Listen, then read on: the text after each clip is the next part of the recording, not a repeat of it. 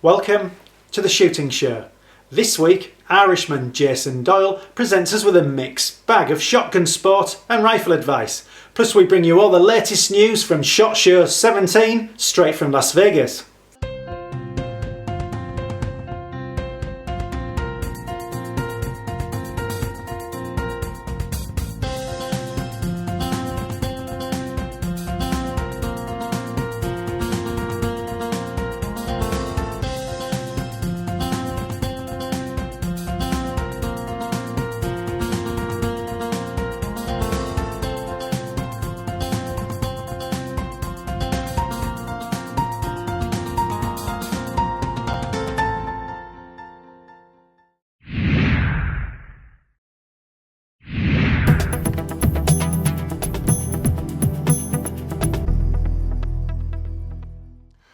Well, we're out today, New Year's Eve, for the last go at the pigeons this year.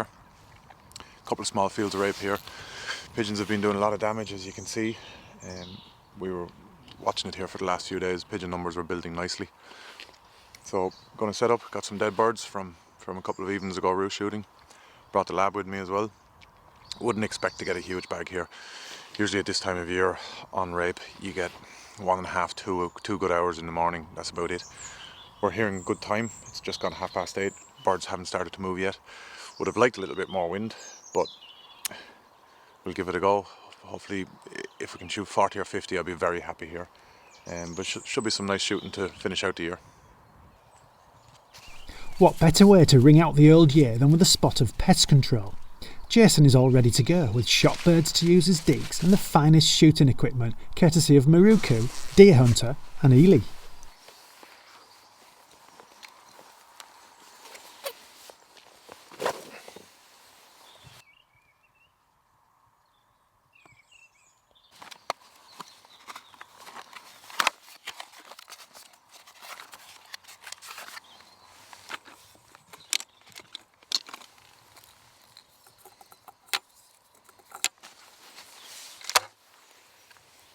In record time we're settled in and ready for the pigeons to come. Right now it's all quiet. Soon we get our first customer of the day, but it's not a pigeon.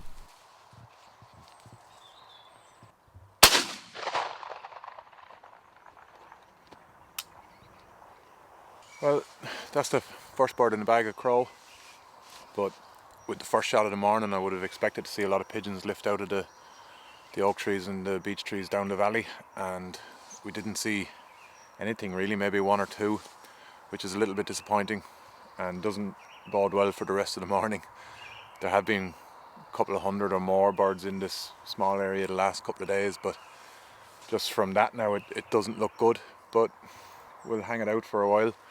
That was my first shot actually with the new Miroku grade 5 MK38 Sporter, and also my first shot with Jeff Garrett's Eley Pigeon Select. So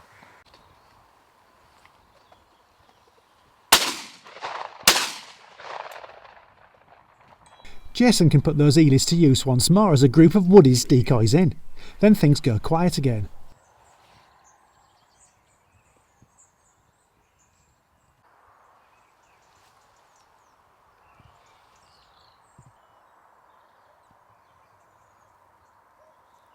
it's a bit boring, Toby, isn't it?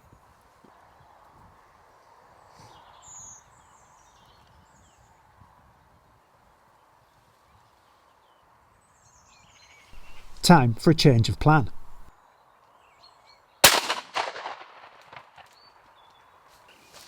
Well, unfortunately, we're going to have to wrap it up at that. The birds just aren't here that have been here all week. I think we've 5 shot in about an hour and 10 minutes. 2 out of the 3 here, which isn't the most sporting approach, but it's a pest control exercise at the end of the day, so we take every chance we can get. I can only imagine that maybe there were some guys roost shooting in the roost wood below us yesterday evening. I don't know. But the birds aren't here. We're going to go and have a look and see are they somewhere else and see how we go in the afternoon. A change of location may grant us better fortunes. So we drove around looking to see could we find where the pigeons were, and small field here, about 6-7 acres of rape, and there was probably 80 or 100 of them in it. it's not a field we can decoy. There's too many houses around it, and where the pigeons were feeding, they were within 200 yards of a house. So what we're going to try and do, there's a standing mature trees here and a lot of droppings and stuff under the trees. They're roosting here and they're using it as city trees during the day. So we've just stuck out a floater, a couple of decoys, just to draw their attention away as they come into the field. Flight line is coming in over this to where they were feeding, so just going to stand in here, a couple of boxes of catches in the pockets, and give it a half hour, see if we can flight a few. December is a bit early for roost shooting, but Jason's having some luck under the trees. He puts the Miroku and Eley combo to good use on a successive pair.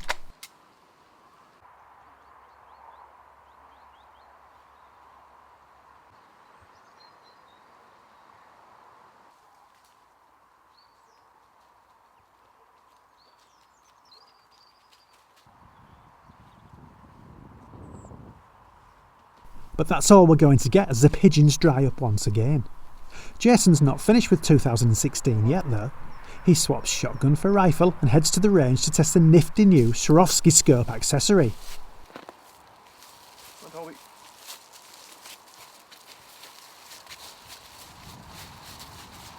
Okay, well, the pigeon shooting turned out to be a bit of a disaster, to be honest. The second place we went to, shot another 5, had some quite nice shots. Really happy actually with the kills of the pigeon select, but birds just weren't cooperating today, so we packed up, we've come home. But we're not going to waste the rest of the day. I'm going out to check zero of my 270, and before I do that, I've got a new product from a company called Sniffed, and they make a custom turret ring for the Z6 ballistic turret. And really cool thing about these is the standard Swarovski ballistic turret just has 3 settings for when you have your base 0, and then you have 3 other ranges, but you need to write down the distances and keep them in your scope cap. And when you do a lot of hill stalking and quite a bit of lamping and things like this, and you're going around with the scope cap open, or on the hill it can just come open. I break maybe 3 or 4 of these a year, these rear scope caps, and if you break it and you lose it, then you've lost your chart with your drops. So what Snickies have done, they have the ranges written on the rings, but also the rings are a lot slimmer than the Swarovski ones. So we end up with 5 different ranges, where with Swarovski you only have 3. So I'm going to fit these, and then we'll go out and check the zero. So here we can see the different ranges written on the Sneaky's rings, from 200 up to 500 yards or meters, whichever one you want to work in. Now my base 0, I usually work off 150 yard 0, so I'll use rings from 200 up to 400 yards. Now I'll use the Swarovski ballistic app just to give me the drops and the clicks for my particular ammunition, and I'll fit these and then we can go out and check them. So I'm just going to check the base 0 now at 150 yards. A little bit of wind today, but at this range it shouldn't affect it too much. When we step it out a bit, we might have to hold a bit for wind, or just recognise that the wind will affect the path. But the purpose of this really is just to check the drops, so that's all I'm going to be concerned about, not too much windage.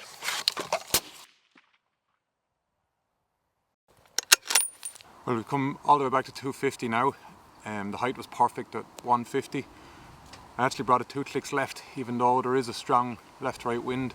I just wasn't happy with how far it was from the bull, so I brought it 2 clicks back to the left, and I'm confident that the 200 yard 0 would have been fine. So I'm coming back now to 250 yards. I'm going to try a shot on the deer target. At this range with this wind, I'm going to hold 4 or 5 inches for wind. But as we said before, this isn't about the windage, it's just about the drops to make sure they're right.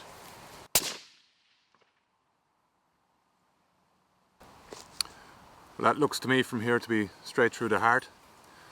Yeah, maybe 5-6 inches of wind drift, but the drop is absolutely perfect. So we'll go back now to 300 yards and try a shot from there.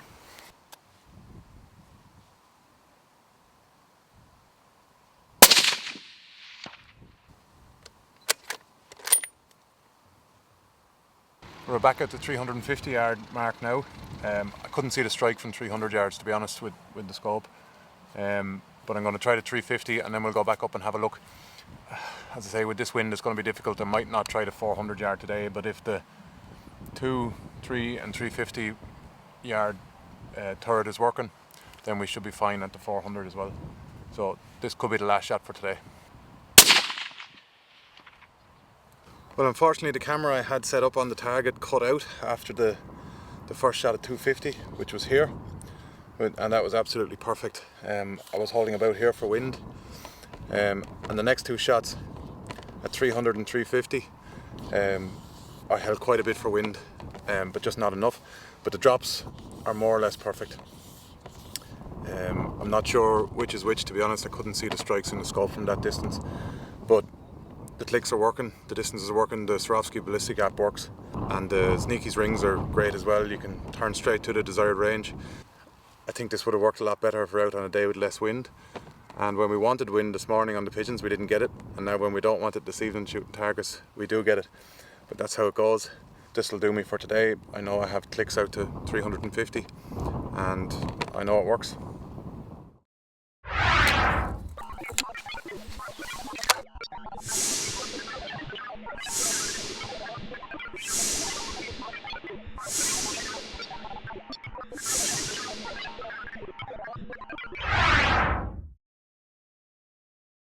Jason there, filling his day in quite nicely. And now it's the shooting show news.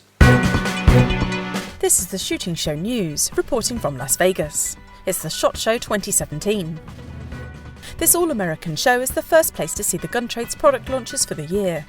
You'll find all sorts in the halls of the Sands Expo Centre, from shotguns and rifles to must-have accessories and weird and wonderful products with a uniquely American twist.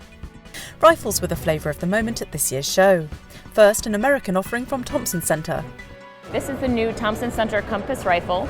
All of these guns come threaded right from the factory with a 5R rifled barrel, which is free-floated and also comes with a minute of angle guarantee. So 3 shots, 100 yards guaranteed to be at an inch in diameter with premium factory ammunition. They come out of the factory with the bases already on here as well.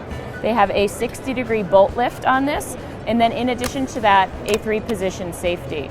This does come in 11 calibers from 204 Ruger all the way up to 300 Win Mag, and this is all for an MSRP of $399. The market sweet point right now is that really entry-level gun, so we just had to do it, and we entered into the system with that.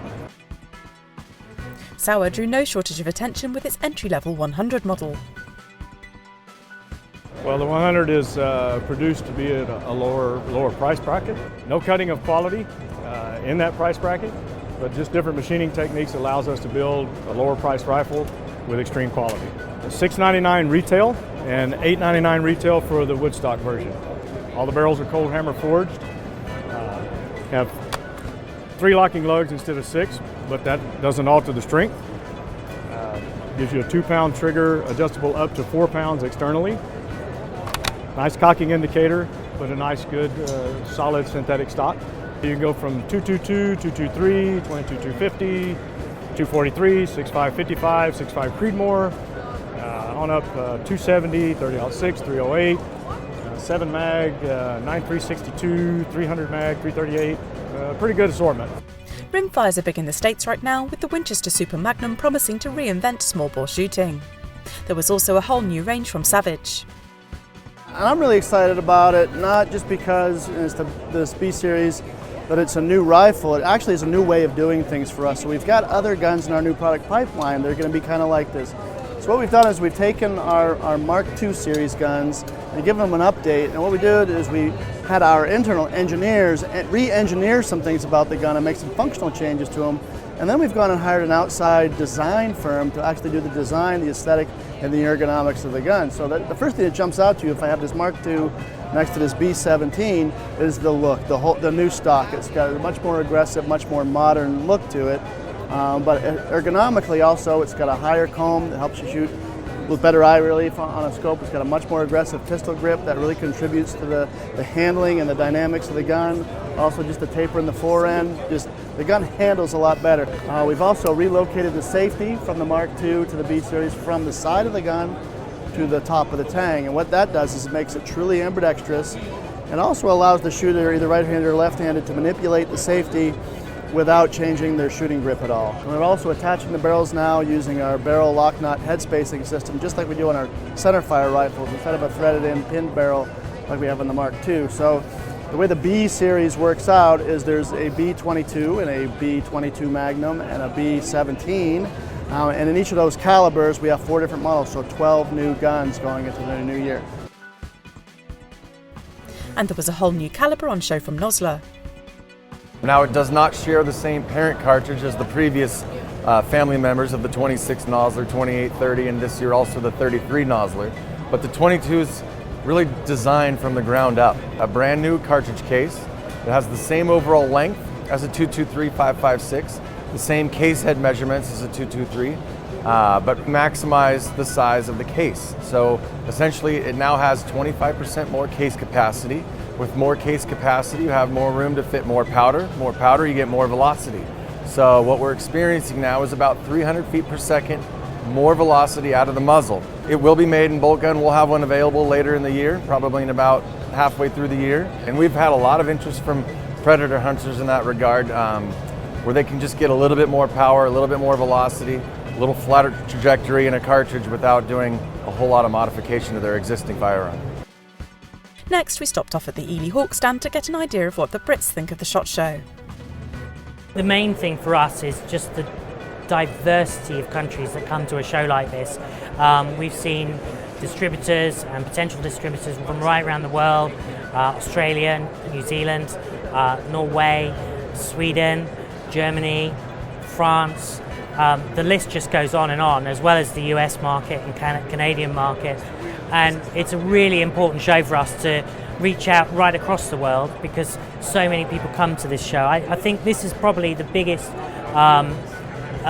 show this side of the Atlantic that anybody can get to.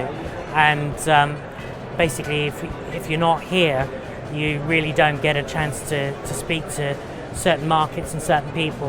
Following Amber's final, getting into the final at the Olympics, we've certainly seen a lot of people interested in that low recoil product. We've also then seen quite a lot of interest in the Zenith, especially the new 20 gauge, where driven and wing shooting happens with smaller gauges. People are really interested in that product.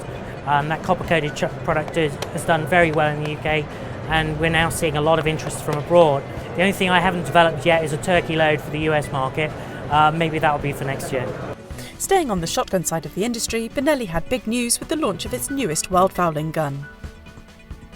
Well, the Super Black Eagle is synonymous with hardcore waterfowl hunting. A lot of hardcore waterfowl hunters here in the United States, and this gun represents the next generation of that platform. And we've taken the Super Black Eagle 2, and while remaining true to that heritage and making it look and feel like a Benelli, we've added significant upgrades. About 3 dozen unique features in all. We've made the gun more reliable, more comfortable to shoot, and easier to use. We add the easy locking bolt system.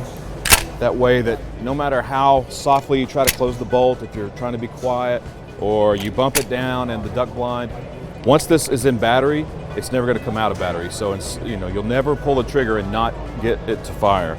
We've made it more comfortable to shoot. We have a 3rd generation Comfort Tech stock. Has more chevrons in the stock, it's going to absorb more recoil. We also add the Comb Tech cheek pad, which also reduces the felt recoil to the face. So that's going to make it far more comfortable to shoot, even though this gun is 0.2 pounds lighter than its predecessor. So it's going to have less felt recoil and weigh less. We've made it easier to operate with gloved hands or cold hands by having an extra large bolt handle, a larger bolt release, larger safety, have a more aggressive grip angle here at the pistol grip. We've got the easy, we have an enlarged loading port here. You can see this ramp that's kind of built into the front of the trigger guard. It's going to make it easier to load shells while you're keeping your eyes on the skies, waiting for more ducks to come into the spread. We've slimmed the profile of the forend, makes it easier to find a comfortable grip anywhere up and down the forend. Even redesigned the mag cap. The inertia action in the Super Black Eagle is tough. It's got fewer complicated parts. I mean, it's beautifully simplistic, and it handles the cold, it handles the water, handles the mud. I can't tell you how many times I've heard stories of guys having to use these as emergency boat paddles. Night vision and thermal imaging are still evolving at a lightning pace. The latest addition to the market is the trail unit from Pulsar. It's based on 640 by 480 17 micron pitch sensor. It has several new features such as built-in video recorder, the Wi-Fi capability. Actually, it can connect to your smartphone or tablet and show all the information about that. And if you have your phone connected to the rifle scope, you can actually go live on the YouTube with that. We also have here our new power supply system based on lithium-ion rechargeable batteries. It's very easy to replace the batteries now. Right now you can just raise the latch, take out the battery, put it back again. You can use the micro USB connector for charging device and for uploading the files from the device. Up on that side it has a heatsink for taking away the heat from the electronics. We call it a passive cooling system for the sensor. Digital zoom, changing the color modes from hot black, hot white. And we have a new menu for new graphic user interface. Also it has a picture-in-picture mode, which means that you can have two pictures on the screen, one of them above the reticle showing you magnified image of point of aiming. That means you can see the whole field of view while having zoom at the same time. Also you have here 3 profiles of zeroing. Each profile can be zeroed for 5 distances, $4,000 to $5,000, which is one of the best price ranges on the market right now. And finally, the next big thing in the field sports world might actually be a rather small thing. It's the Center Drive multi-tool from Gerber.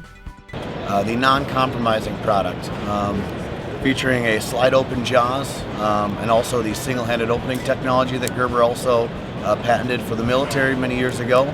But that's how easy it is to get that jaws open. An easy slide, spring-loaded. Some great features about this one is it's got a full outboard knife, so no need to open up the tool. You can have it accessible right there when you need it. It's also a locking tool with a liner lock. The namesake of this product is the Center Drive, a centrally driven access with a standard magnetic bit. So nothing proprietary, a real size tool, about 3 times as long as the competition, and a 30% longer blade. And again, a 420 high carbon stainless steel blade. On the inside, you got your backup bit, so whether you need your Phillips head or your flat head, you got storage right there, down there on the bottom. You got your file, you got your pry bar, which also doubles as a bottle opener. And then you have your awl. Really the main purpose behind these 2 tools was usually you were breaking your knife. You were dismantling your tip because you were trying to poke a hole. That's why we feature the awl. Or you're trying to pry and you ended up needing to use your knife. So you got the awl, you got your pry bar, you have your, again, locking tool, and then also a fully serrated blade if you need. Any guy or gal that needs a tool that they don't need to compromise on the tools, they need the real full-size tools, that's really what the Center Drive can offer. That's all from the SHOT Show, and that was the Shooting Show News.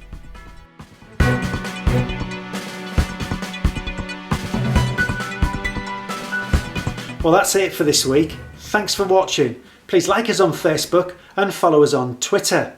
And if you're not a member of BASC, it's time to join now. BASC, looking after your sport, looking after you. This has been The Shooting Show.